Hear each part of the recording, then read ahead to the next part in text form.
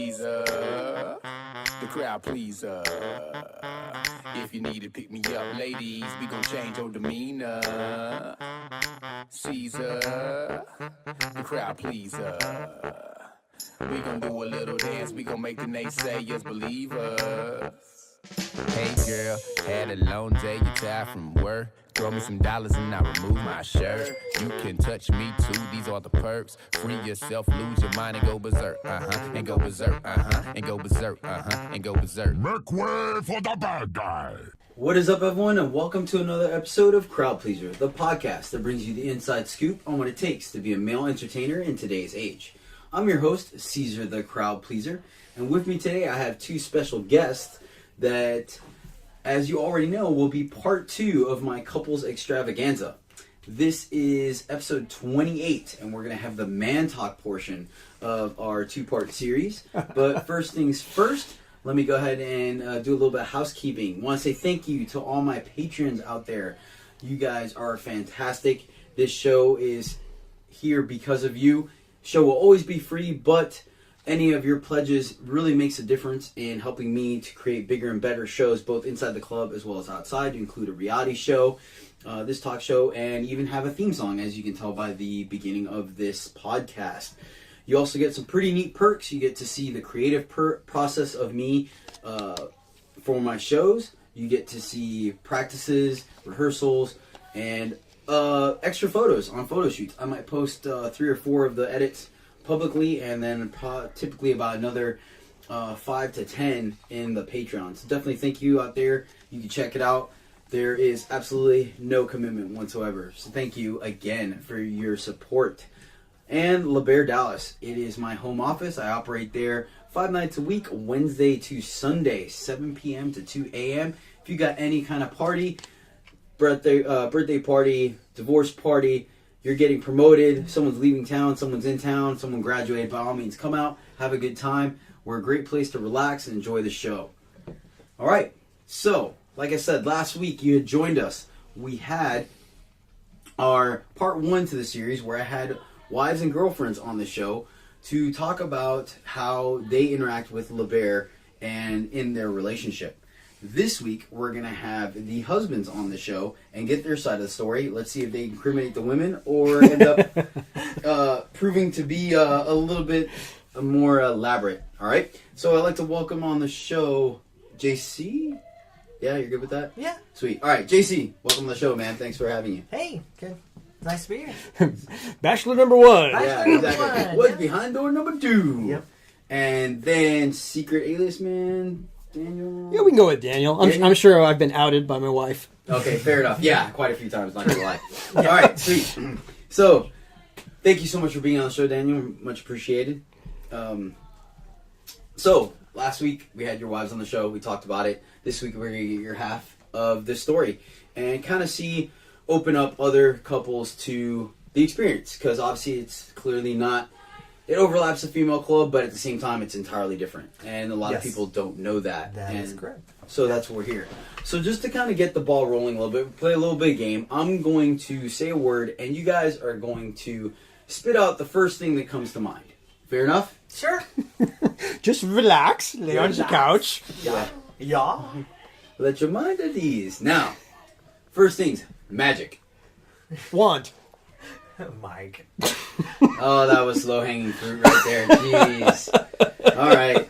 What kind of wand were you talking about there, Daniel? You're a wizard, Harry. Yes, there you go, exactly. Next word, lap. Dance. Yeah, I think that's pretty universal. Actually, one of the ladies mentioned Santa, so... Yeah. I guess I can kind of see where she was going. I felt like they kind of went over the cheaper on that one, but... Yeah. All right, next word, gyrating. Oh, motor. But here's an engineer that, Yeah, hey, it works. I'm sorry. Propeller. Yeah, there you go. All right, man, that's entirely different things from ladies. All right. Gyroscope. Yeah. I mean, that's where I would have went with it. But then again, the ladies did have me in front of it, so it might have tipped the scale a little bit. Next word, sweaty. Ooh, palms. Sweaty palms, good one. balls. Oh. All Alrighty then. Yeah. We do live in Texas, so I guess that's the thing. Listen to way Yeah. too much South Park. We were alone in the hallway before the show a little bit too long. Yeah, exactly. A little too much pre-gaming going on. Yeah. Got it. Yeah. Our next word, cigar. Freud. Cuban. Hey, all right, cool. Just had to check, make sure to get the litmus test Clinton. there. Yeah. Oh, man. We just All right. Yeah. I guess that's still on topic somehow. Shower. Routine. Okay. Yeah. Dance, I guess? I don't know.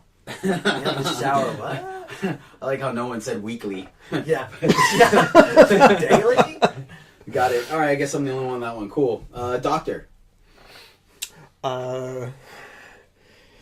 Patient. Freud. You guys, all right. You guys are, Dr. I Freud. really did leave it out there way too long. All right. Last word, banana. Hammock. Ah, that's what I was going to say. Hammock. Yeah. All right. Okay then. I think we're good. I think we're warmed up for the show now. All right, man. This is gonna be interesting. Excellent, gentlemen. Excellent. All right, guys. So let's go ahead and dive right into our topic. Both of you have had Dive right into the banana hammock. Yeah, exactly. You gotta sling it. You know what I'm saying? You got to sling it. So we've been fortunate enough to have both of you go to LaBare on various occasions. Yes. Daniel, you've been a little more recent. I think you've been going to LaBare for roughly a year now, correct? Yes. And JC, you've been going to the club for ever, just about, feels like. Yeah, at least since Batman. Yeah, so that Batman birthday. So to Since Batman? Yeah, Since all of Batman. You have to clarify. Yeah, that so it's to the clarify, we're not Batman talking birthday. about black and white walking up the side of the building Batman. No. We're going with Batman Caesar's birthday. Batman birthday party. Since 1939. Yeah. All right. I feel like that would be extremely interesting, and we Yes. might have to talk about your age Yes. rejuvenation process. So, going on that, let's go ahead and touch on you, if you still even remember it, depending on your sobriety at the time. Tell us a little bit about your first experience at LaBare. It was kind of interesting. There was, I would think, almost more people than I had imagined. Because obviously I had been to girl strip clubs. Yes. And there's usually tend to be less people overall. At LaBare, there tended to be a lot more people. But of course, it was mostly women. Mm-hmm. And it was a little more surprising in the sense that you just didn't expect that much of a crowd. I don't know. I just never imagined that much. I can understand that because female clubs occasionally have that lounge type feel. Yeah, it's more of a lounge feel. This was more of a party feel. More of you didn't really notice the guys at first. I mean, because you noticed at least I noticed all the women at first. I would kind of hope so. Yeah, I would hope so. Yeah. Especially since some are sometimes wearing less clothing than the guys are. Yes, exactly. I mean, to me, the guys were more of, I would almost say, organized in the sense that the routines had a structure to them, a dynamic to them. That where in the girl strip clubs, it's all about just walking through the crowds, the main stage, the side stages. More of a presentation type thing, not more of like a routine or something, like an act or something. Gotcha. But other than that, it seemed different. Yeah. The feel seemed different. Mm-hmm. Did you experience any kind of discomfort? Not really. What was interesting about it is I actually felt slightly more comfortable because it didn't seem so creepy. I had been to a couple strip clubs in New Orleans, and depending on the crowd size and who was in the crowd, it would get kind of creepy. Okay. Where, I don't know, the age of the women or the age of the men, watching the women, it would just kind of feel unnatural. Where in LaBare, it was more like a party atmosphere. It was more of a show. Almost theatrical. I got you. So you experienced a lot more people. Instead of interacting with everyone walking around, it was more like everyone was there almost at a concert where everyone was focused on the stage and everything else was kind of little side interactions type thing? Yeah. Okay, right on. I can see what you're saying with that. So because it wasn't the main focus was so specific to people, you felt like it was you just were another one in the crowd, so you didn't get that weird vibe of attention that you didn't want necessarily. Yes. You weren't approached. It was much more easygoing. It was, you just kind of, you paid the cover, you walked in, they walk you to the table, and that was it. Yeah. Where in a normal strip club, you almost have an immediate interaction where they're trying to interact with you. Yeah. Okay. All right, Daniel, how about you, man? What was your first memory of strip club? Or LaBare, rather. My first memory of LaBare was Valentine's Day. And I had seen Magic Mike, the first movie, with my wife. And then she had gone with some of her girlfriends out to the club itself and told me she had a fantastic time. And then later I watched the LaBare movie on Netflix with my wife. Oh, and the I thought, documentary by Joe Manganiello. Exactly, yeah. And I'm a performer myself, so I really liked that behind the stage view of everything that it takes to put on these performances. And so the opportunity to come to the special Valentine's Day show at LaBare came up, and she sort of half threw it out, half not, you know, like, what would you think? Testing the water. Testing like, it a little bit, you know. You didn't like it? No, I was just playing. Right, yeah. And so I thought, you know what? You've taken me to a club on my birthday, and we had a great time, and this is Valentine's, and if you really would enjoy this, let's go. Let's do it. I'm in. And we went, and I really, really enjoyed the whole performance aspect of it. And like you say, it was more orchestrated, it was more rehearsed. You could see that it was a show.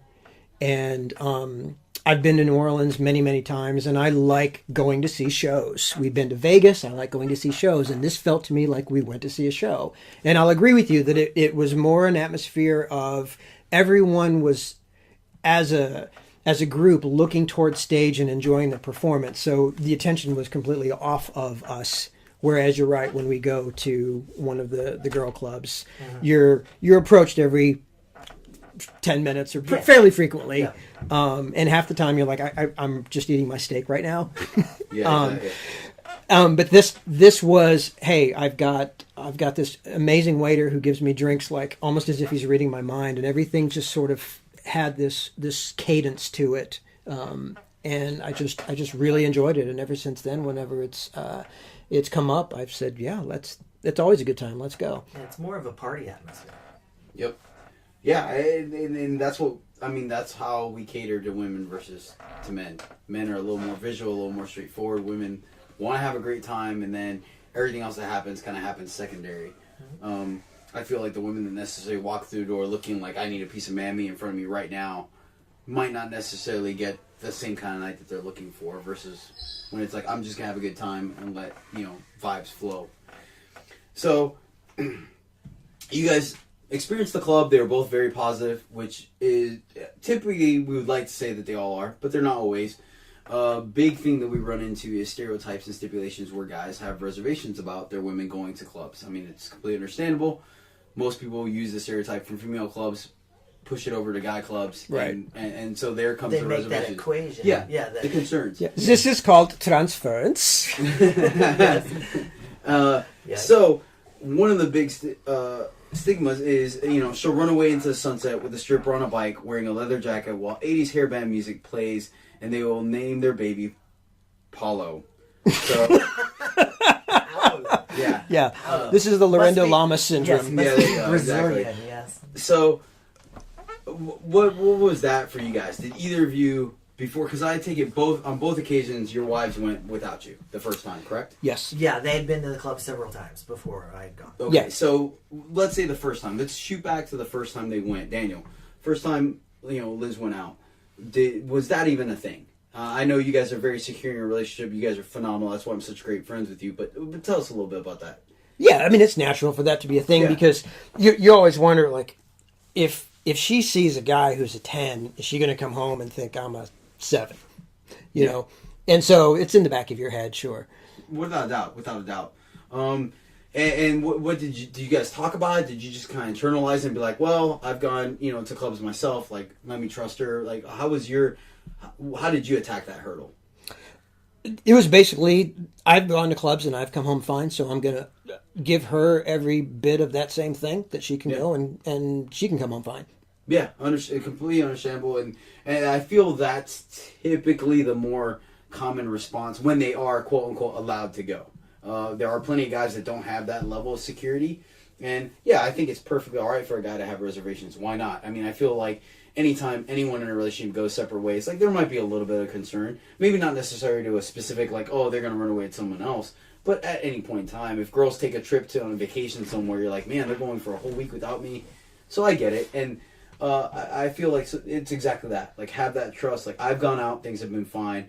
I don't see them having the same kind of issue or whatnot. How about you, JC? Well, I think for me it was a little bit different in the sense that my experience was different. That I was traveling for work at the time, so I'm gone 2, 3, 4 weeks, at a time. Yeah. Knowing that there's a separation already, so going to the club was only a few hours. But also at the same time, I'm more of a movie buff nerd type thing. So I think that whole chasing Amy moment, she's with you. It doesn't matter that she's going to go out, go to the club, go dancing, go to LaBare, go do anything. She's coming home to you. So I think I was just maybe a little more secure than most. Yeah. But yeah, there's always an apprehension. But I think maybe also, again, the flip side is the experience in, the normal strip club. Yeah. It's an illusion. You know it's not reality. Yeah. So even though I didn't really understand what LaBare was at the time because I hadn't gone yet, I still knew that there was some illusion, theatrical type component to it, that it's not real. I mean, it is momentary, but not permanent. One of my favorite things to tell people, especially when they're like, "Oh, I have a boyfriend" or "I'm married," I'm like, "That's great. They're gonna have a great night tonight." Yeah, exactly. I'm the warm up. I'm gonna do all the hard work, and you're gonna go home and they're gonna reap the rewards. Yeah. And the more secure people, and they understand that, they really do. They laugh. They think it's a great joke, and I mean, ends up being true. They might even see me later on, and they're like, "Hey, you know what? My boyfriend, my husband said thanks after I came home that night." I'm like, "Outstanding. Sweet, check that box." Yeah, some people see it as foreplay. It really is, but they also see floorplay as in date Floor night. play. Also. Floor play, but also date night. Getting dressed, going out, have a nice meal, go dancing. Yeah. That the whole thing is foreplay. Yeah. So just them going on a girl's night out is an extension of that. And you even touched on it as well, is the fact that you guys are secure enough to understand your differences where you don't overlap, where you're not necessarily a club goer, but maybe she is. You're like, "Hey, I'll go with you to the club sometimes, not necessarily LaBare, just any club, but sometimes I don't want to. So by all means, go get your fill. I'll be here when you get back." Yeah. And you have that level of security. But like you said, I understand being a traveler for several of my jobs as well, that you develop a certain mindset when you're already used to being gone at some point. You're like, look, you got to have fun somehow when I'm gone. I know I can't be there for everything, so I understand. Mm-hmm. You kind of touched on it a little bit, Daniel. So let's go on that. So they're going to a strip club. Mm-hmm. Just like in female clubs, they're all gorgeous women. Right. You expect these guys, like you said, 10s. Right. And so, you run that risk of like, well, if she sees what a 10 looks like, is she going to come back and all of a sudden I'm wobbling around, slithering like Jabba the Hutt? So how did that go? Did she come back and just be like, man, the body's on these guys? Or like, was there some reassurance? Like, how was that just kind of like one of your insecurities that, and I understand, I mean, I work with these guys. I'm not going to lie. Like, I tell people all the time, it's a hard time for me to think I'm a 10. They're like, "What are you talking about? You're perfect." I'm like, "Do you see the guys I work with? like some of these guys, you can wash clothes on their abs. You can see mine, but if the wrong lighting is on them, they disappear." Right. So, was that a major thing, or is that just some kind of one of those things that crosses your mind? You're like, you know what? Like, I am who I am. We've lasted this long. It is what it is. Or like aesthetics are only skin deep, to be that blatant about it. Maybe it is sort of the aesthetics are only skin deep, but the thing that I told my wife multiple times, I said, there's 2 times I'm not going to be mad that you check out a guy with really great abs. One is if I don't have them, I'm not going to withhold you from seeing a guy with really great abs, because you should have that in your life. Mm-hmm. And 2 is if I do have them, then I'm not insecure at all about you looking at another guy with really great abs. Yeah. So that pretty much covers all of it. Pretty much, yeah. Well said, yeah. And the other thing that we talk about too is it's like the safety zone is how she thinks of it, is when she goes to a club like LaBare, which is her favorite club. She says that she likes it because there's an established zone of safety, and she knows exactly what to expect. She knows exactly what she's going to encounter. She knows exactly what she's going there for, and it's no further. Mm-hmm. And so she actually feels like she can have a great time and have it be nothing but fun because she's safe in that zone. And she can come home worked up and frisky, and like you said, I reap all the benefits of it, and there's never any worry that anything goes past that zone. And when she put it to me that way, I thought, that's nothing but good. I liked all of those words in those orders in that sentence, and I understand exactly what you mean by that. And so we were talking even a couple of weeks ago, and I said, I'll tell you exactly how I think about it. I think about it like when you want to go on a vacation, you go to a really beautiful island with a beach and an ocean, and it's just fantastic. And yes, it's a lot better than your house. And you go there and you enjoy it as much as you can enjoy it for during the time that you get to be there. But then you want to come home. And you love your home, and that is your home. And whenever the next opportunity comes for you to go to a fantastic island, you go and you enjoy the heck out of it. But then you come home because that's your home, and that's how we think of this. Yeah, wow, that's very well put. And it is exactly what your wife said on the last podcast, and it's something that we hear quite often. Not only from couples, single women as well. Because like you said, there's that established line and zone that we maintain where if they go out to a bar, they might come across a good-looking dude or two, but then there's no line there for them. So they end up they may or may not get to that uncomfortable place for themselves. And so when they go to LaBare, they're able to aesthetically enjoy that, maybe even physically enjoy that if that's what they want that night. But they're also able to know that, hey, like, I'm okay. There's a line. If I don't want A, Y, Z, to happen, like, it's not going to happen, and so on and so forth. And so there is that level of safety there that they may not get out in the open. Mm-hmm. And so it does. It ends up being a comfortable place. And just like you touched on the looks thing, okay, let's say for whatever reason, abs are just not your thing, or even anything. But let's say she's a back kind of girl. And for whatever reason you don't have a back, she can still kind of get that fill, check that box for herself. Mm-hmm. But then that's it. It's like, oh, I love his back. He's a great dude. I get to touch all I want. Then I get to go home, and she's not missing anything. Right. And so I totally think it's a great point. And for you to understand that, it really, I'm assuming it just creates a huge level of, it just takes a bunch of weight off your shoulders. You know what I mean? It's just like you said, like, okay, we need to get out of the house.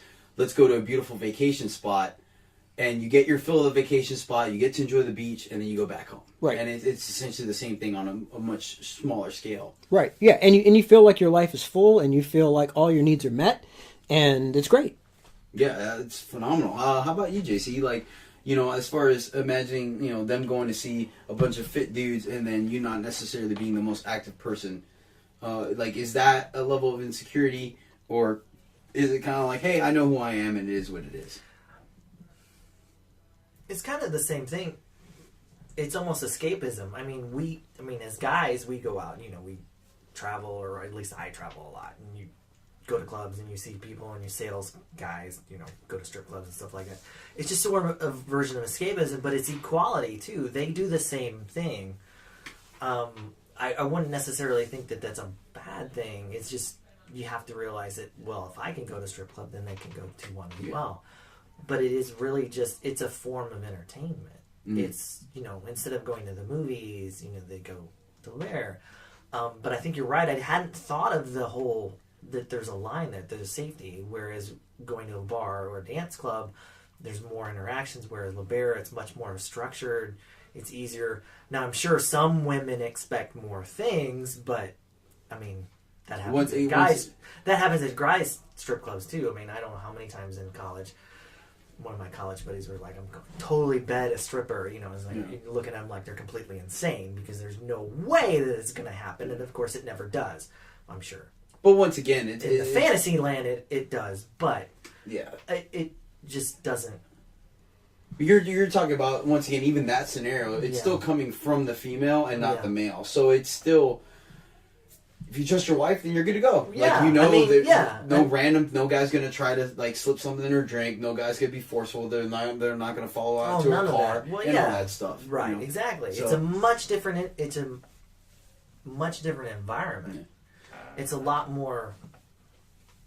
Well, shoot, I wouldn't say safe. I mean, I would say safe, but I mean, it's a lot more different. Structured. I think you hit the right spot. Yeah. It's structured.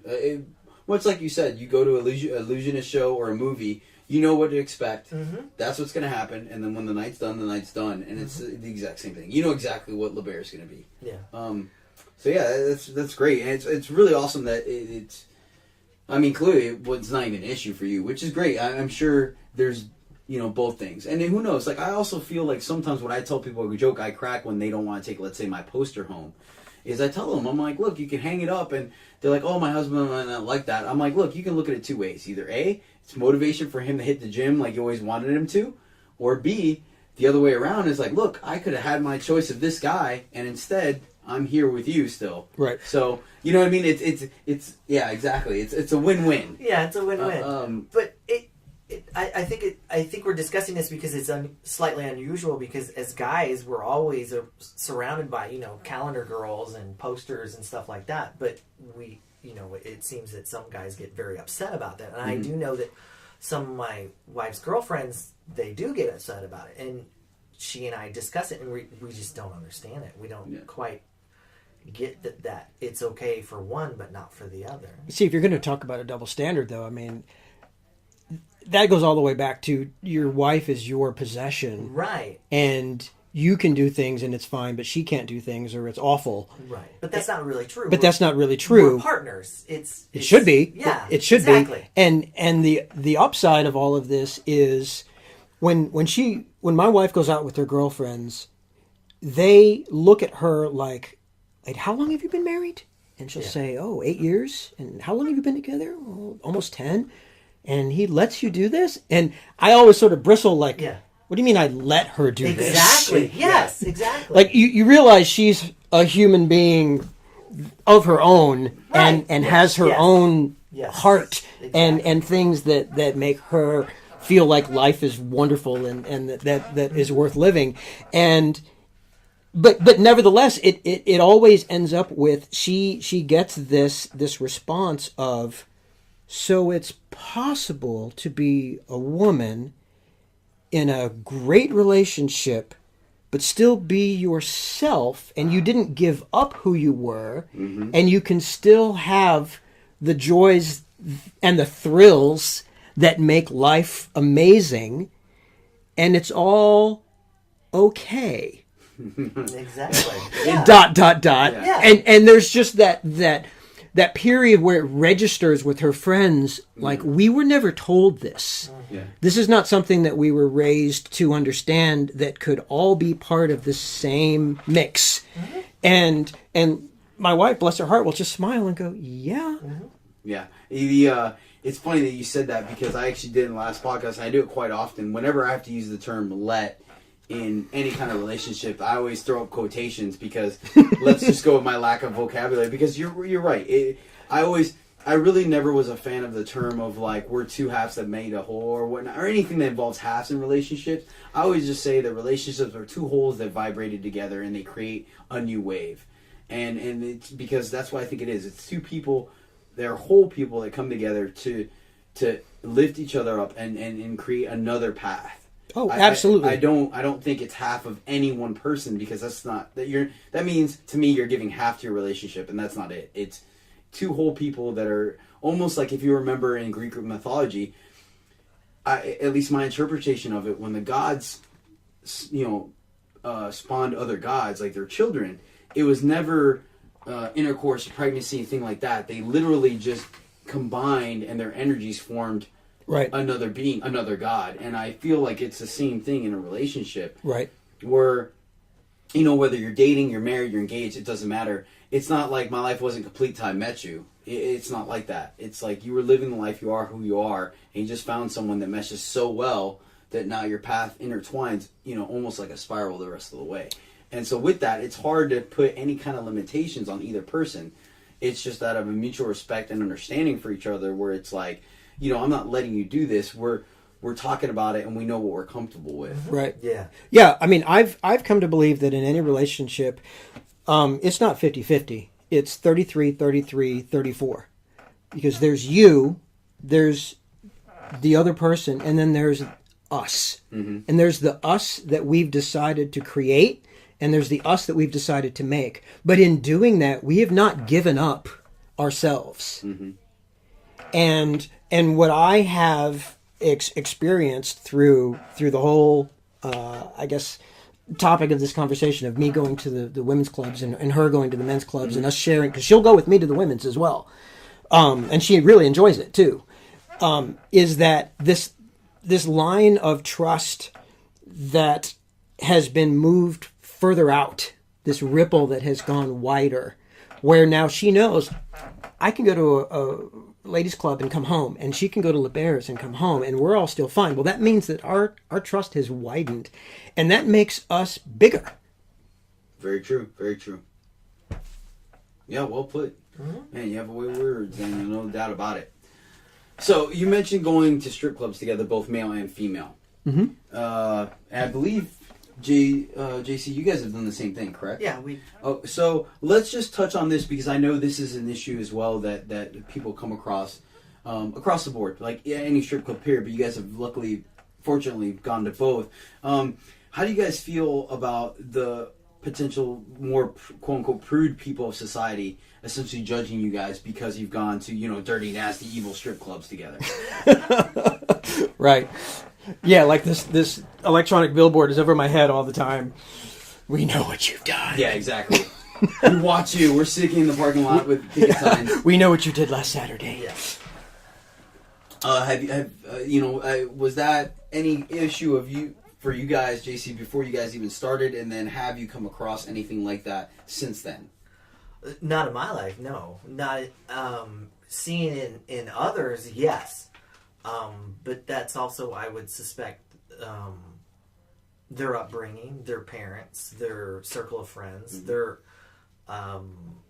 their backgrounds. My background's a little more open in the mm-hmm. sense that I don't think I have anybody that's judging me, and if I even knew if they were judging me, I don't think I would care.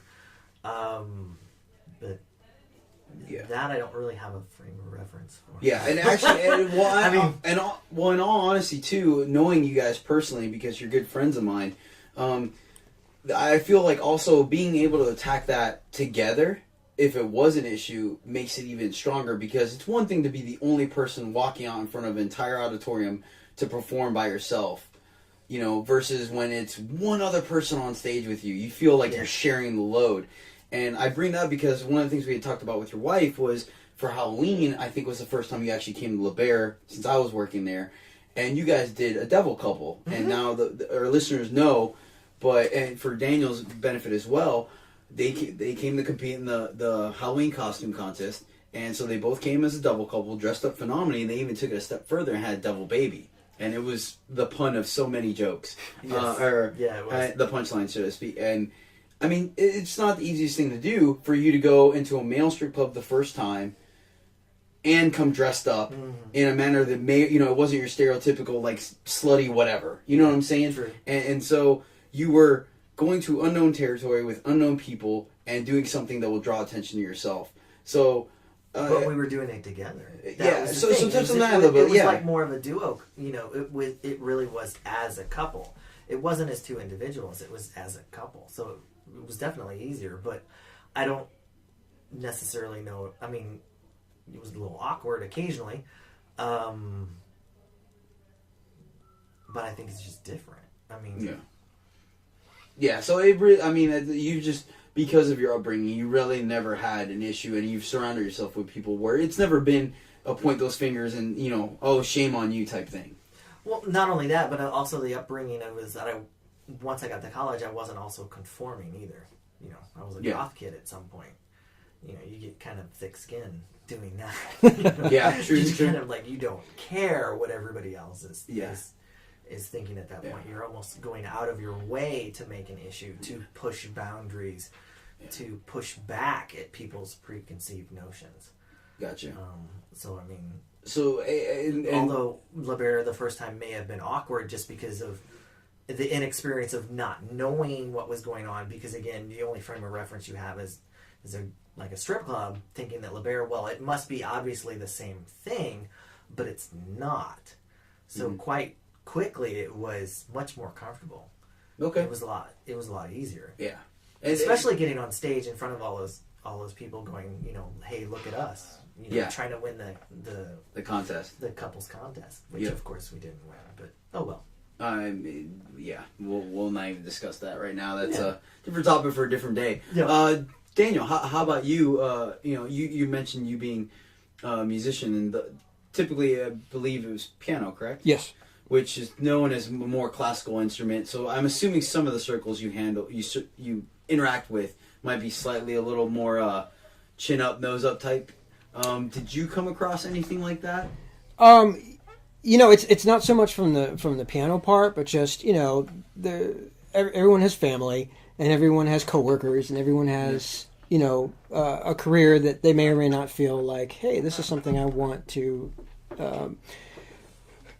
clue everyone in on. Yeah. Right. So there's a little bit of, let me play this close to the vest, and maybe keep this something within the people that I can trust. But within those people that I can trust, I'm a extoller of the virtues of, like, you need to understand how hard these guys work, and you need to understand the performances that they put on. And, like my esteemed co-host has said, you have an idea before you go your very first time that it's the exact mirror of the female clubs, because you don't know any better. Mm-hmm. And then you go and you realize it is not at all a mirror of the female clubs, because women want different things. And that thought did not enter your head until you see it for yourself. And once you see it for yourself, there's this whole sort of wave of relaxation that comes over you of, oh, this is fine. Mm-hmm. Like this is, again, it's like going to see a Vegas show. And half of the anxieties that I had are silly now.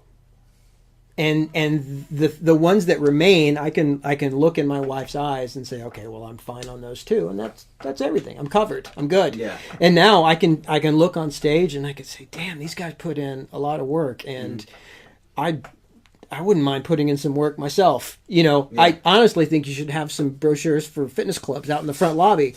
Just hand them out on the way out. LaBare boot camps. Yeah. LaBare boot camps. I imagine that between the hours of 11 and 1 p.m. or 1 a.m. you would get. You should have your own gym. Fair enough. Yeah. So the one thing I gathered from the two of you out of that too is that, yeah, okay, people will point and say what they say, but at the end of the day, it's experience for the two of you, and as long as two of you, it's what the two of you want to do, and the two of you are okay with it, then everything else is secondary. Yeah, the rules are whatever the two people in the relationship say they are. Yep. And it's great because you even touched on it as well, is a lot of the issues we have is from ignorance. So as soon as you see it and the veil is lifted, you're kind of like, whoa, and appreciative to you for expanding that to other people. Like, hey, those that you are comfortable with telling is like, look, it's not what you think. You need to go check it out. Like, I support this. And it's a big difference, especially coming from a male, because, there's just so many, alpha male or not, guys are guys. Women can go to female strip clubs, and it's not looked down upon as harshly as if a male goes to a male strip club, whether it's for his wife or not. And which leads me to the next one, which is and I'll touch on this very lightly because honestly, I really think it's a little dumb. Like, I think we're way past this as far as age and just the way society works. But because you step foot in a male strip club, like, you have tendencies, or you're curious, or, you make eye contact with the dude, and all of a sudden, like, he's going to turn you. And it sounds crazy, but there are people that feel that way. You'll still come across ignorant males that are, they won't even acknowledge me because, I get naked for a living, so to speak, or whatnot. But it's like, well, in reality, they might even be jealous that their girl's talking to me. So, I mean, Man, like, is that even a thing? Like, did that ever cross your mind at all when you walked in? Like, oh no, people are gonna think I'm gay or anything like that if I go to this. No, and for two reasons. One, which I've never even told you, even though you and I are friends, but I've been more naked than you in front of women in my past. Okay, I've got it. There was Wait, sober? sober Oh, all right. and paid. Hey, okay now. There was a period of time in my life where I earned money as an artist model, Oh, okay, that makes sense. and so on scheduled times, for scheduled amounts of time, for prearranged amounts of money, I would go to a studio and I would be Michelangelo naked in front of anywhere from 8 to 25 women for hours. And being an art Kudos student, to you. Kudos to you, sir. Yes. being an art student in my younger days and being on the other side of the easel, as it were, and being told, okay, a beautiful woman is about to come into this room wearing nothing but a robe, and she is going to take that robe off, and you are all going to be mature about this. And you are all going to understand that we are here to learn drawing and the things about art that Leonardo da Vinci learned and Michelangelo learned, and that's why we are here. We are not here to be 6-year-olds. Mm-hmm. And so later, when I was on the other side and I was on stage and the women were at the easel, I tried to bring that same level of professionalism of they're possibly going to have a hard time concentrating because this may or may not be their first time to encounter this situation. And I'm not saying that I'm anything outstanding, but this just may have, like, as a situation, this is new to them. And so I'm going to be as artistically mature as possible in order to help them be artistically mature. And I think I carried that over in watching your shows and watching what the guys at LaBare do, because I realized this is really just another extension of that same thing. Mm. You know, there's an expectation of what's going to happen here, and people on the stage and people watching the stage are both participating in that expectation, which is exactly the same thing that I did. And so I think I had that, which not everyone gets to have coming into this. Mm. But also, even if a man doesn't have that, just trust your woman. Just try it. Just fair enough. Yeah. Like once, expand what you think your relationship is, and watch her eyes, and trust her. And I think you will be very glad that you did. Yeah, and it's a good point, like you said, where you have to be mature about it. There are plenty of times where I've been on main stage. In fact, our first interaction was us making eye contact on main stage. And I saw you, and I saw, your wife, and I knew who you were immediately, and just kind of nodded my head. Yeah. Glad you guys were there. I'll be on side stage, same thing. I'll catch a guy every once in a while. If we make I'll wave, hey, I'll come over to the table. How are you guys doing tonight? And stuff like that. You know, if you go to the beach, you've probably seen about the same level of nudity that you see at our club, more or less, especially if you've gone to Europe. It's no big deal. Like, right. be an adult about it. We can shake hands, talk about things, and move on. It's not one of those things where I'm like, why is that guy looking at me? I get it. I'm putting on a show. I hope you're looking at me. Yeah, more so, like, clearly you're not looking at me for sex appeal, so if I'm putting on a good enough show for you to watch me, I'll take that as a compliment. And so, I think you're completely right. It's you flip the table any which way around it. Just don't be a 6-year-old. Yeah.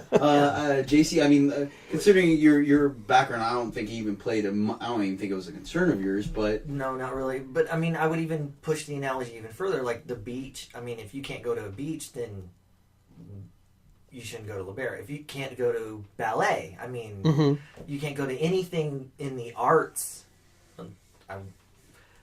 where you see... or a movie. The male form, or even movies. I mean, if you can't watch Thor, you shouldn't go to LaBare. I mean, it's kind of. Wait, is that a hair joke? Are you trying to tell me something? Yeah, but I mean, it's something similar. But yeah, I mean, yeah. It's kind of I find that notion, at least, that something can radically alter your personality just by seeing it, kind of ridiculous. Mm-hmm. I mean, you just can't change who you are simply because you've seen a movie, simply because you've seen an act, simply because you've gone to burlesque or LaBare or anywhere. If your personality is that fragile, I think you need help. I mean, honestly. I mean, yes, push your boundaries. I mean, Yeah. you should be able to experience more things in life and not just your own little tiny corner of it, where you should be able to see other things and appreciate other things. If there's anything I've learned is that experiences really modify your experiences of ignorance are what dictate how you react to certain things and how you interpret things. I learned very early after being in the military, after finding out a lot of what my limits are and being tested under extreme pressure, that, and then transferring over back to normal society, that not everything correlates. Like, there's certain things, it's very difficult for me to feel overwhelmed because I've been in scenarios where the stress is just through the roof. Mm-hmm. But I also understand that when someone else is freaking out about something, there's a good chance that is literally the hardest thing they've had to do. Mm-hmm. And so the same thing crosses over when you, for example, JC, have been exposed to so many things growing up through your upbringing and then through college. Yeah. Then the world seems a lot smaller because you're like, I've seen that. Okay, I know what this is. Oh, this is like that. Same thing for you as well, Daniel, that you got to experience being naked in front of strangers. That's, you know, I would say probably 50% of the people at least have never experienced anything like that. So when you've checked that box for you, everything that falls under that category is known information, something familiar. Right. And so it just is. You view things differently, plain and simple. You know, let's go at a very basic term. When you've listened to radio your whole life and then you see TV, you're blown away. But as soon as you see TV once, when you see it again, you're like, oh yeah, that's TV. Mm-hmm. It's the same thing except in a social standpoint. Mm-hmm. And that's why I think, like both of you just said, like, just do it and find out. If you walk in and you hate LaBare, the show's horrible, the music's too loud, the girls are annoying, leave, just and leave. you're good. You're like, done. that's the end of it. Yep. Right. You know, I've gone to plenty of other male shows because I want to do market research. I want to see what they're doing. And it is no thing to me. I've done it before where I'm like, hey, Thunder from Down Under's showing, let's go. And the ladies with me are like, wait, you want to go to this? I'm like, I do this for a living. Like, yes, it doesn't bother me at all. I had my reservations about going to a female strip club, and then when I finally went, like, once I went to one, I was good. I was like, okay, I got it. I see what it's about. And yeah, clubs change a little bit from time to time, but it's, you know, now it's no big thing. Someone's like, hey, let's go to this club. Okay, let's go. And I remember it being a big deal prior to, because I just had never experienced any of it. So you guys are right. I mean, lane turns, if you have any reservations about anything, go do it. And you'll figure out your answer right away. Yeah. The first time I went to a female club, my wife took me. And I distinctly remember we parked the car, and she must have seen my face because we got out of the car, and as we started to walk across the parking lot, she took my hand, and she looked me in the eyes, and she said, honey, I want you to have a good time tonight. And that has stayed with me always, is she extended that to me first. So for me to extend that back to her is nothing but just equal love, really. Yeah. I mean, end of sentence, right? Yeah. And the second thing that I'll say is every woman, no matter how beautiful, and mine is gorgeous, has their moments of wondering, of, you know, am I always going to be desirable? Am I desirable enough? Mm-hmm. Am I everything that will keep him with me? And all the things that from time to time women wonder. And it's not a cliche to say that as the husband, when we tell our wives that they're beautiful, they hear it, but we're the husband. The slight bias comes into play. And therefore our vote is a little bit, you know, 0.8. Yeah, right? You don't get the full one. You don't get the full 100%. You're like 80%. Like, I get it. If you want to eat good meal tonight, you need to say that. Right, and not only that, but when we tell our wives that they're beautiful, I think they also hear, yes, but you're also talking about my heart. You're talking about my devotion. You're talking about the years that we've spent together. You're talking about a lot of things, and you're talking about inner beauty, and which does matter. But then when they go to LaBare, and when they see a guy who's a 10 and he locks eyes with her and picks her up off a chair, dripping wet from a shower, and just holds her like she is the only woman on the planet. And they get the thrill, and they get the heartbeat and the pulse race, and they feel like, I'm desirable. Then it resonates and it stays with them. And then our vote gets tripled. And the next time we say you're beautiful, they're like, okay, yeah, all right. I'm going to file that under the I actually feel beautiful because 3 nights ago I felt it. And in that way, it boosts everything that we mean and that we sincerely mean when we talk to our own wives. And that, to me, is priceless, which is why not the last time that I took my wife to LaBare, but the time before that, I pulled Caesar aside and I said, your job is to, what did I say to you? Make her heart beat out of her chest. I said, your job is to double her heart rate. And he looked at me and he said, yes, sir. And he took her, and that is exactly what he did. I feel like I didn't quite get there. I think you still had me beat. I gave her my best shot, but no, I think she was still kind of droning a little bit. But I will tell you that when she comes home, she feels desirable. She feels sexy. She feels kitteny, and that's the kind of thing that stays with her for a long, long, long time. And I think that's maybe the part that people miss and that people maybe don't understand about going to a club. And they only think of maybe the negative or the seedy parts or of the dangers, and they don't consider this amazing resonance that can happen inside of the woman that you love. Mm-hmm. No, yeah, it's like I said earlier, you know, we're the warm-up, but a lot of times, like you said, I totally understand where you're coming from with that, because they do get accustomed to that. It happens all the time. I mean, it happens to me. I'll say something to someone, and they'll take it to a certain extent, because it's just a custom. Yeah. But then as soon as you get a little bit of validation, you know what I'm saying? If she buys a new dress, she's like, what do you think of it on me? And you're like, you look ravishing. Okay, cool. She feels a little warm. But as soon as she walks out the door, if one of her girlfriends is like, that dress looks great on you, and then she comes to LaBare and one of the guys is like, oh man, that's a new dress. It looks phenomenal on you.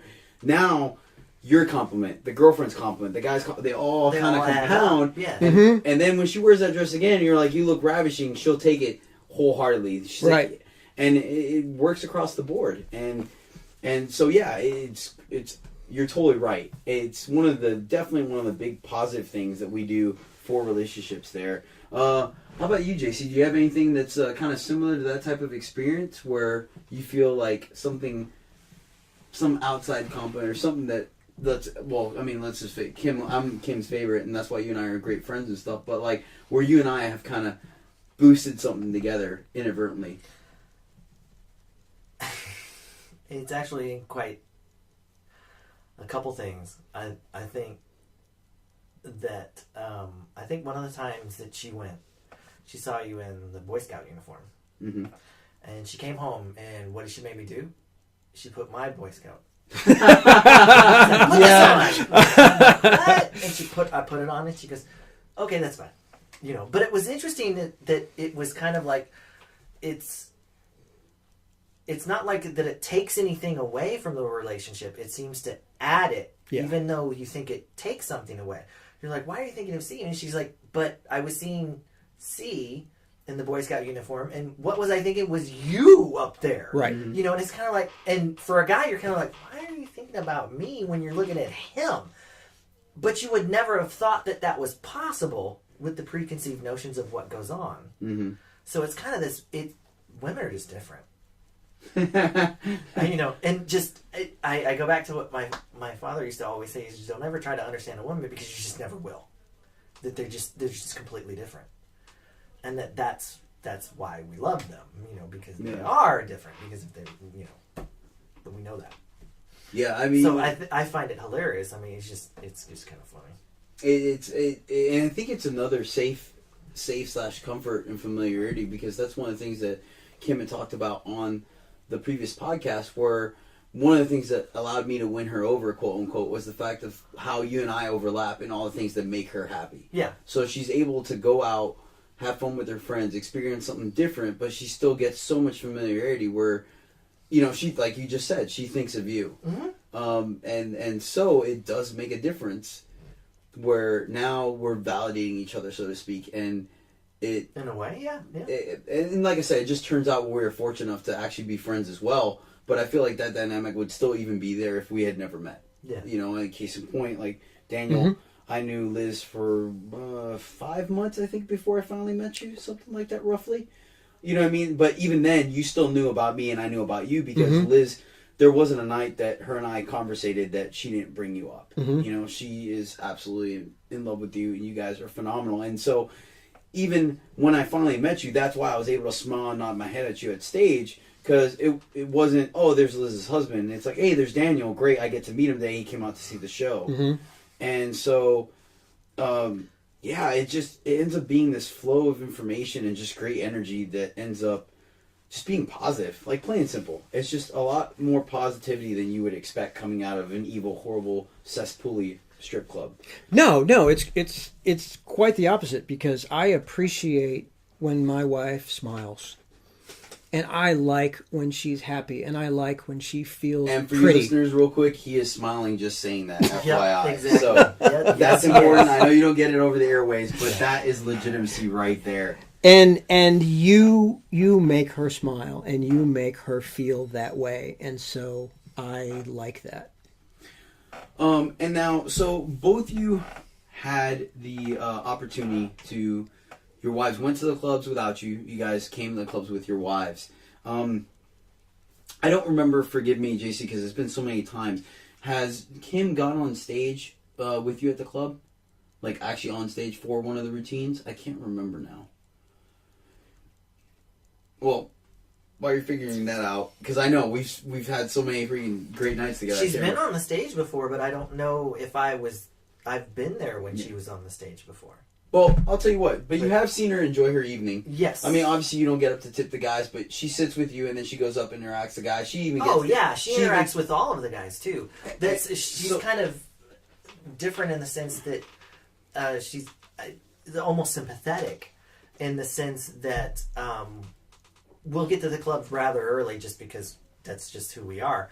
And one of the first guys will go up, and there won't be anybody in the club, and nobody goes and tips him, and she grabs $1 and runs up and says hi to him. And I find it hilarious that he's on stage struggling, you know, dancing his heart out. Nobody's there, you know, like the entertainer that is playing an instrument for no one that's there, you know, that type of thing. And she just runs up there and he just smiles and she smiles and comes running back and she just goes, I just made his day. And I'm thinking he just made her day. You know, that interaction type thing. So I just find it interesting. But I love to people watch. I love to watch the interactions with other people. Even the other women, you know, but... Yeah, so let's touch on both those real quick. You lightly just touched on it. How, obviously, like we just stated, at LaBare, you can't really... I mean, you interact with me, but we're friends and stuff like that. You interact maybe with the guys when you go to the locker room, but mainly you're there with Kim, with your wife. How is it watching her... I'm assuming, I could be wrong, that you simply enjoy the evening because you're spending a night with your wife, but you also get to see her have a good time. Like, how is that for you? While you're still somewhat coherent, I know you tend to get a little tipsy later in the evening. I guess it's just, I mean, it's entertaining because she does interact differently. It's much more laid back. It's not like a dance club where we're trying to dance, we're trying to do this, we're trying to do that. You know, it's much more laid back. It's much more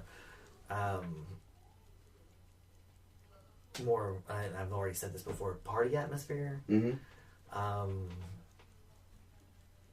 But I feel like it's also good for you because you get to have the level of interaction and energy that you feel comfortable with. Yeah. You know what I mean? And then when she's a little too hyped up, you're like, all right, go talk to one of the guys, go have some fun, and then come back when... So you kind of get to maintain the level of atmosphere for you that you're comfortable with. Yeah.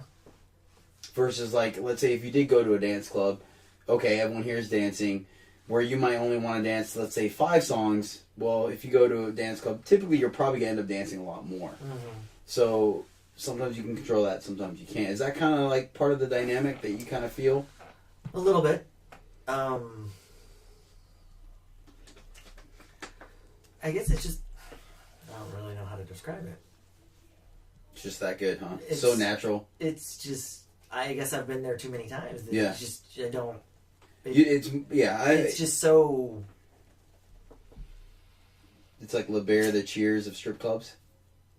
Yeah, because honestly, I mean, that's the funniest part is we walk in and she runs and she grabs Oscar, which is the normal bartender. Mm-hmm. I mean, the waiter. And we get the table that we want, you just sit down and he starts talking, we start talking, she runs off, chases guys on side stages or not, or waits for you to show up, and it's just people watching at that point. Watching the acts, watching the new guys,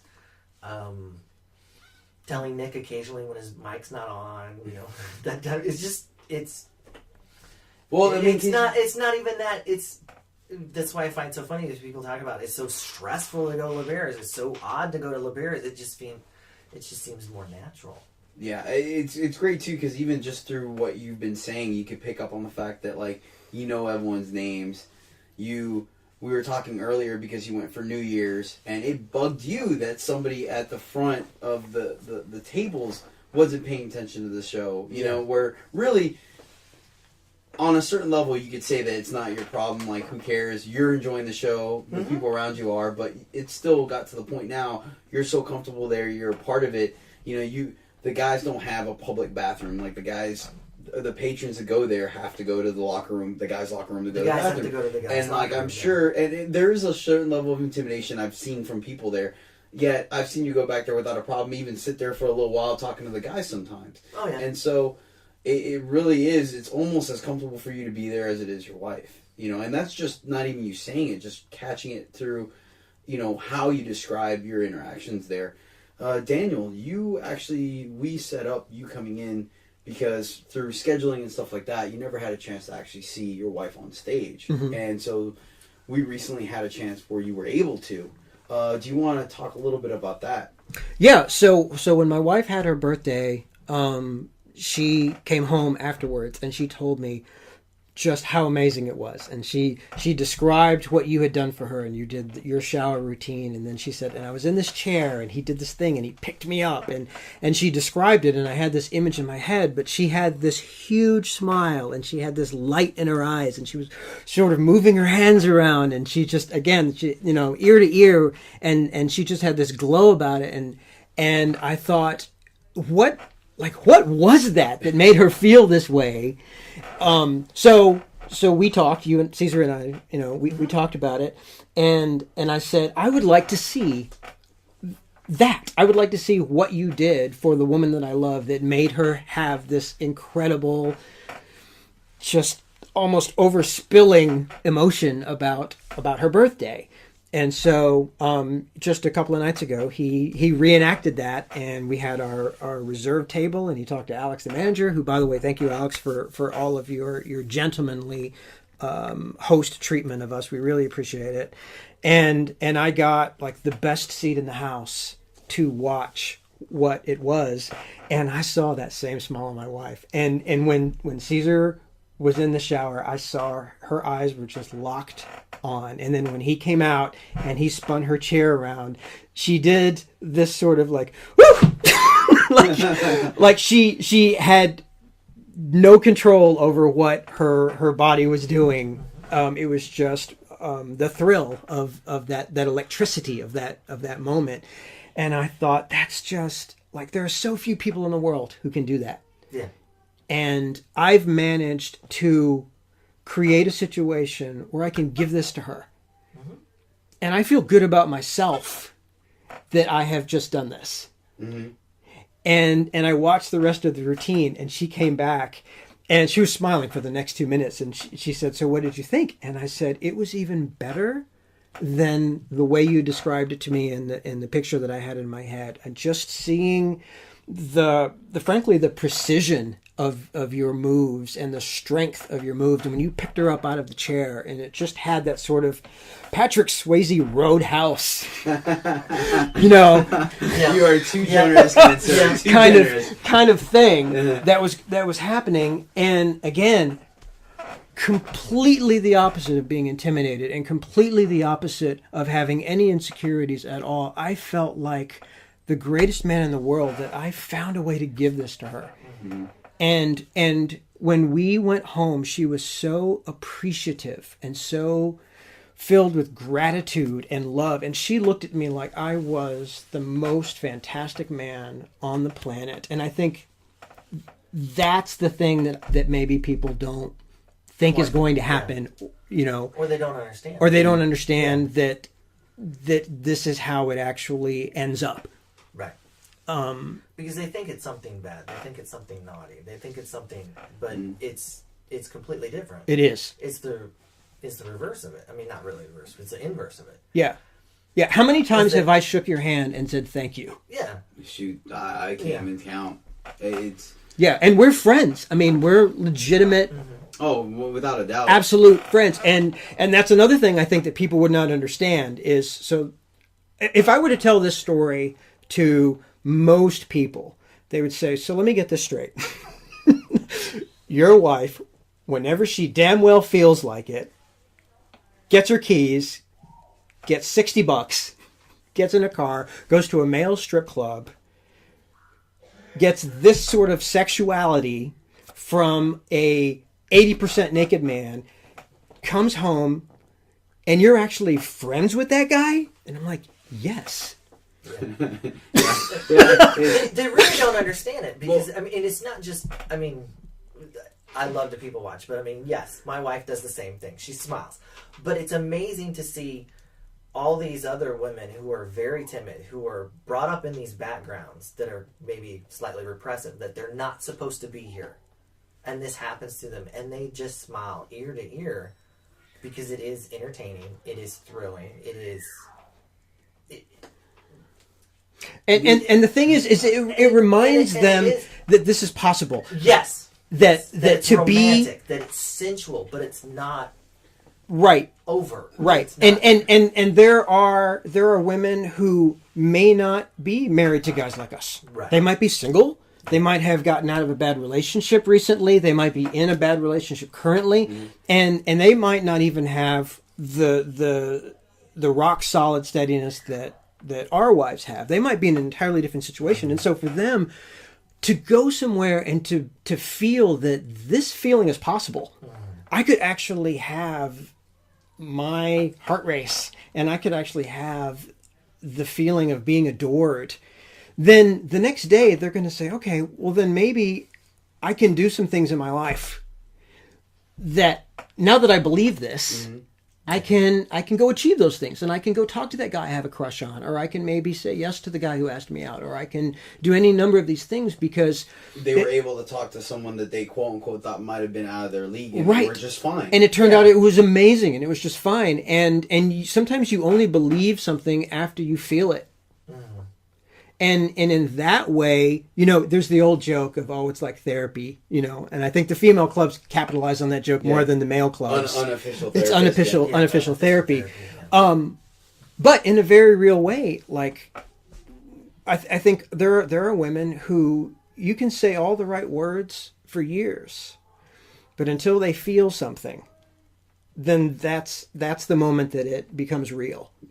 And it definitely says something about both of you as well. And just to touch on what you were saying, as far as, you know, you telling other people what that experience was, there's some of that on my end as well, because one of the things that I talk about a lot when I do private parties and strippergrams, I have no problem with significant others, men, any of that being there, because I know what my show is, I know all that, but I do adjust my level of distance and intimacy with people based on the comfort level. And you know, it's not every day that I'm going to quote-unquote manhandle somebody else's wife in front of them. You know what I mean? Right. It just is what it is. So there, I will admit that there has to be a certain comfort level when you and I did speak where I was like, yeah, I'm okay doing this. Versus there would have been other males that I've been like, no, like, that's your wife. I'm not but you and I have that dynamic where it's a show, she's a part of my show, we get her mutually to be happy, and that's it. You know what I mean? I walked her off stage, she went right back to you, and that was great. And then I spoke to you guys after, I was done doing my side stages. And I will admit, there really are guys where I don't necessarily feel comfortable doing that. And it's not because of any guilt that I do, but I just don't want that. Their dynamic. Yeah, exactly. With their partner, not you. And so it's a hat tip to both of you all for having that confidence, stability, self-awareness, comfort, like you name it. There's multiple attributes that create that foundation that allow that to happen. And thus why, like I said, whenever I do meet a couple, if I get the chance to meet them at the same time, I'm almost always going to engage the gentleman actively because I want that bond. I want to know not only what I'm dealing with, but what happens. Like, Liz was great. I thought she was amazing. I remembered her after the first time. So when she spoke so highly of you, like, why not want to meet you? You sound like a great guy. And, to plug your podcast, I listen to your podcast, and you and I have had conversations about your podcast. In fact, the last time when you came to the New Year's, I was like, man, thank you so much for your review. You, justified everything I thought about the movie. And so... things like that would have never occurred if all the and didn't even take the planets aligning. I feel like that's an over exaggeration of what had to happen for our paths to cross. It was literally a good person met one person that traded to another one. It changed into another one. So it doesn't take that much to create that kind of great dynamic. And like you said, look at all the phenomenal experiences you've had.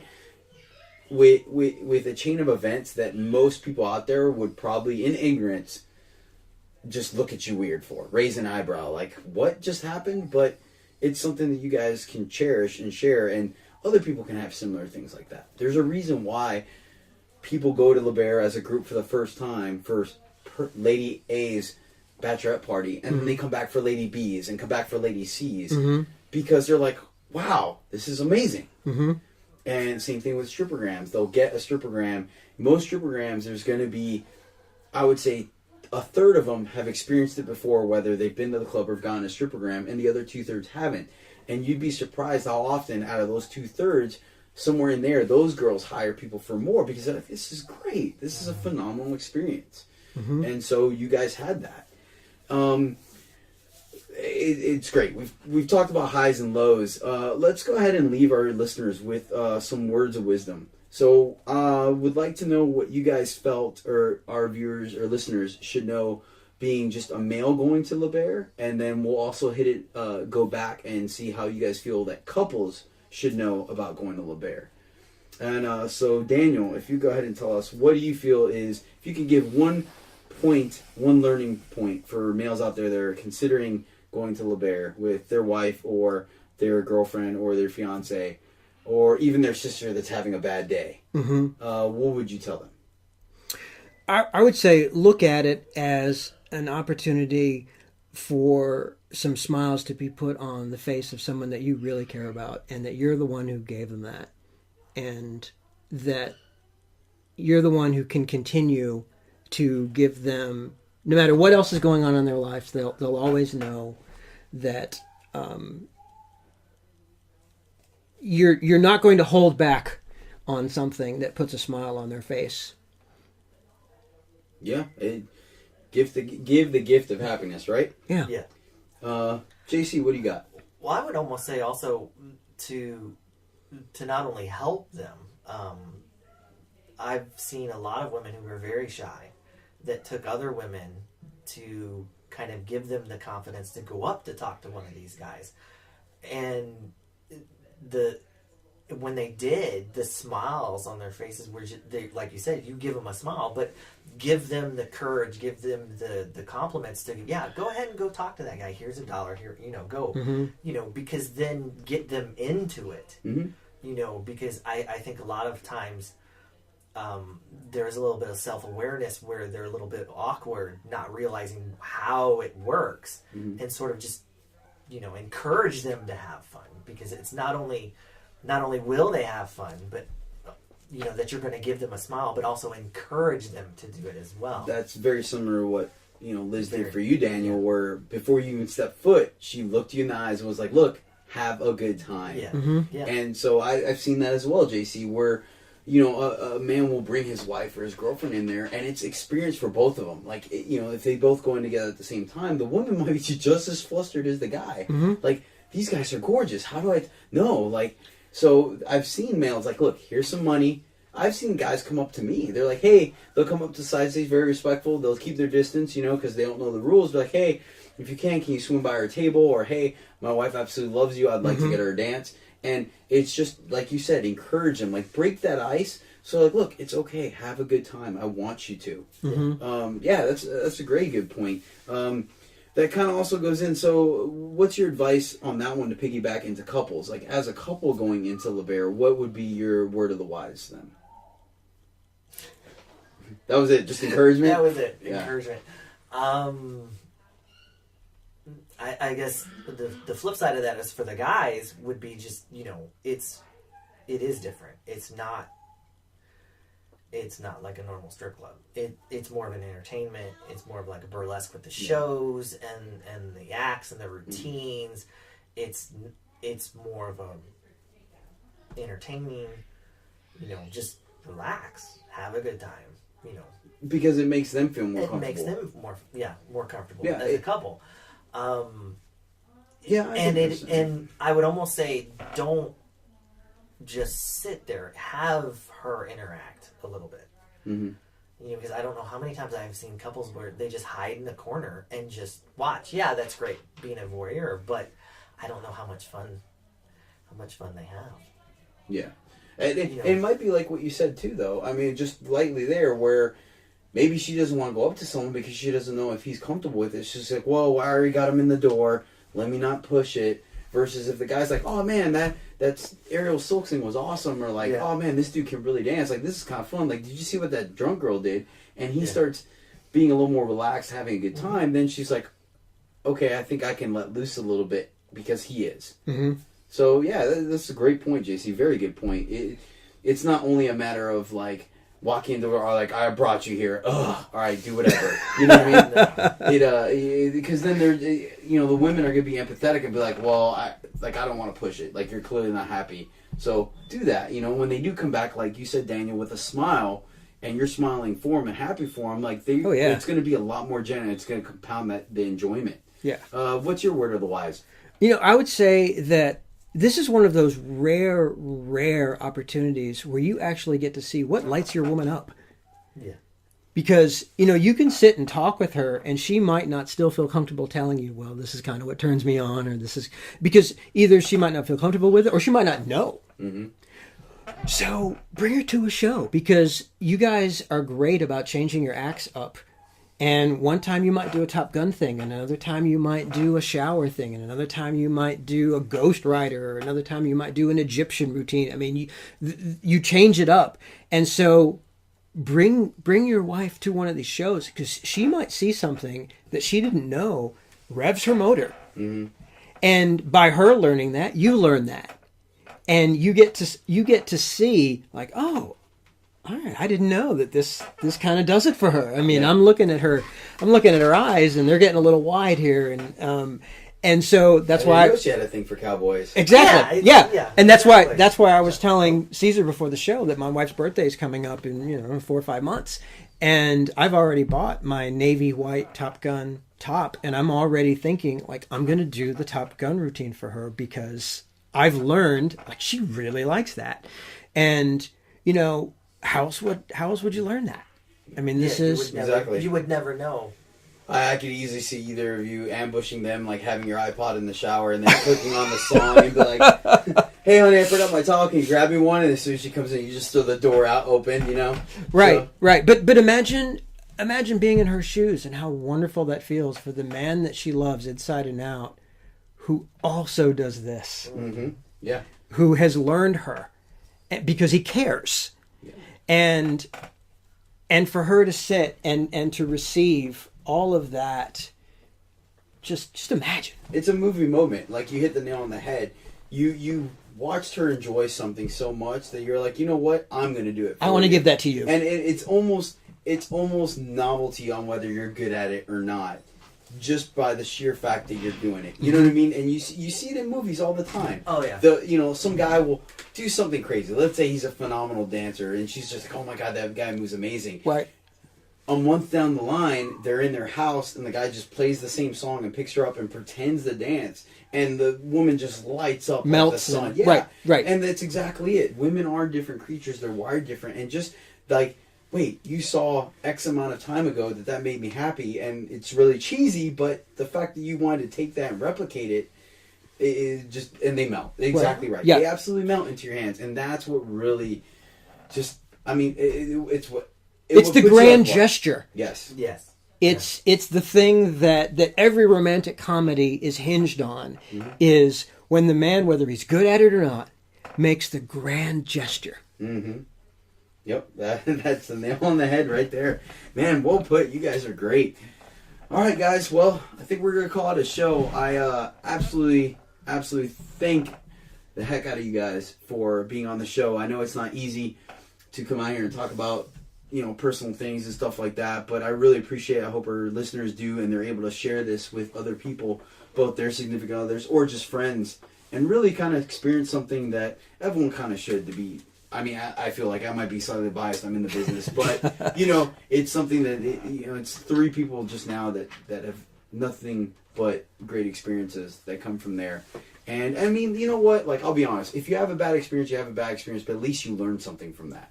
And like, hey, we tried LaBare. It wasn't our thing. We didn't have a good time. Let's go to whatever other venue from now on. But at least you get that experience. And like you said, your relationship is that much bigger. You did it together. Yeah. Hey, you can complain together. It feels good. Oh, God, that restaurant was horrible. I know, right? The service and the food. And you guys still bond somehow. Exactly. So, oh, my God, those guys were way too chauvinistic. Whatever. So it's great. So yes, thank you guys so much for opening your homes and letting me on the show. I really, really appreciate it. JC, I'm not gonna plug anything because obviously you're an engineer, so we're not gonna worry about it. But Daniel, your podcast, like I mentioned earlier, I listened to it. I would happily direct people to that, both male and female. It is with you and your brother, and you guys review stuff. I go by Fan Bro Friends, which is what it is on Facebook, but I know, please by all means put in your plug. Yeah, it is the fantastic Super Wonder Brother Friends who review stuff. But if you go to iTunes and just look for Fantastic Justice, we're the first ones that come up. So we're the only game in town if you look for Fantastic Justice. Awesome. But my brother is 10 years younger than I, so we often have very interesting different perspectives on pop culture and movies. And we have a Facebook page that's Fan Bro Friends, and you can find me on Instagram at Secret Alias Man, where I will visit kids in hospitals and kids that have other special needs, dressed as their favorite heroes, and that's through a group called Heroic Inner Kids. So we also try to attempt to put some smiles on kids' faces and give them some moments that they can remember fondly as they go through the things that they go through. So please look for us in all those places. I do follow you guys, and you do a lot of work. I can't remember last time you didn't post a picture where the kids are just, you made their life. You know what I mean? It's absolutely great. Cosplayers are welcome because you guys do dress up as superheroes. So it's devote a little bit of your time, donate a little bit of your time, and it makes a big difference. You've even gotten great responses from parents and stuff like that as well. Oh yeah, because the parents are going through this too. Yeah, and they have to find their strength as well, and be strong not for just for themselves, but possibly their wives and their children. And so hopefully, as good-hearted people everywhere, we can all get through it together. So yeah. Awesome. Thanks, Daniel, for being on the show. Really appreciate it. All right.